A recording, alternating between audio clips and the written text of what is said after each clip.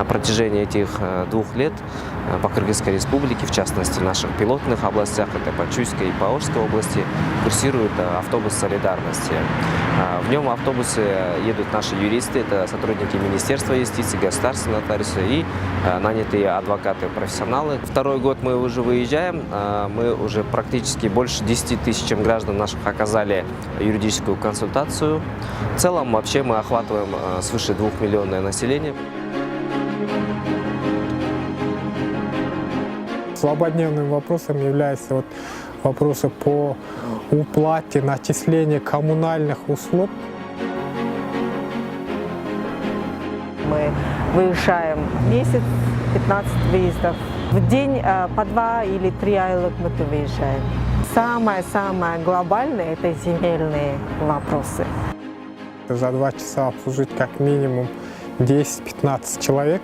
И отдельные вопросы мы записываем уже себе и уже в офисе подготавливаем письменные ответы. И в виде письменного ответа им высылаем уже по электронной почте или по почте.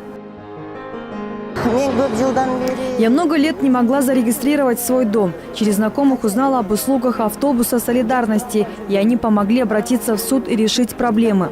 Я очень благодарна им. Среди моих знакомых очень много людей, которые не знают свои права, не знают, куда обращаться. Везде нужны деньги, и простому населению очень нужна такая помощь. В одном айлык мы прям из-за того, что это было массовое, где-то около 10 человек сразу пришли и сказали, что вот мы живем в этом айлык в течение уже 15 лет.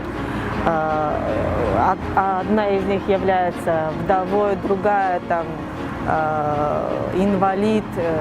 Сейчас мы, получается, готовим письмо в айлык для того, чтобы они помогли, получается, этим жителям прописаться или решить их какую-то проблему.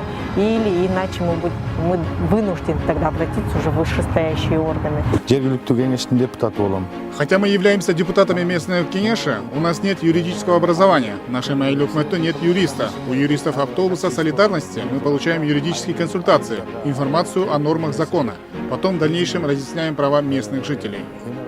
На сегодняшний день уровень правосознания еще не на таком высоком уровне, как хотелось бы. Потому что каждый день в обществе возникают проблемы, когда люди нарушают права другого человека, люди больше думают о своих правах, нежели о правах другого. Поэтому права одного человека заканчиваются там, где права начинаются от другого.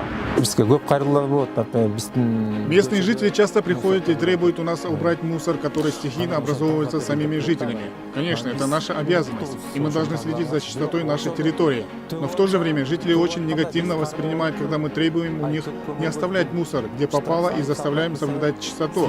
Поэтому, наряду с правами граждане должны знать свои обязанности тоже. В марте 2016 года постановлением правительства была утверждена эта концепция повышения правовой культуры населения.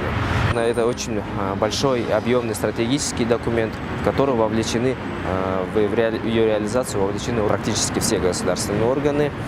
И основным, наверное, большим разделом является именно правовое воспитание наших граждан со школьной скамьи. Министерство юстиции совместно с Министерством образования вводят такие предметы, начиная с детского сада и с 1 по 11 класс, предмет такой, как правовое воспитание.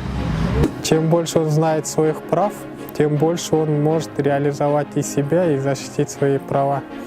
Без должного уровня правосознания населения не бывает нормального общества, не бывает нормального развития государства. Мы изучали опыт и Франции, да, и других европейских государств, где все государственные органы и граждане подчеркивают, что прежде всего надо начинать именно с правовой культуры. Хотелось бы большую благодарность выразить программе ПРООН по доступу к правосудию в реализации вот таких вот очень своевременных и нужных для людей программ.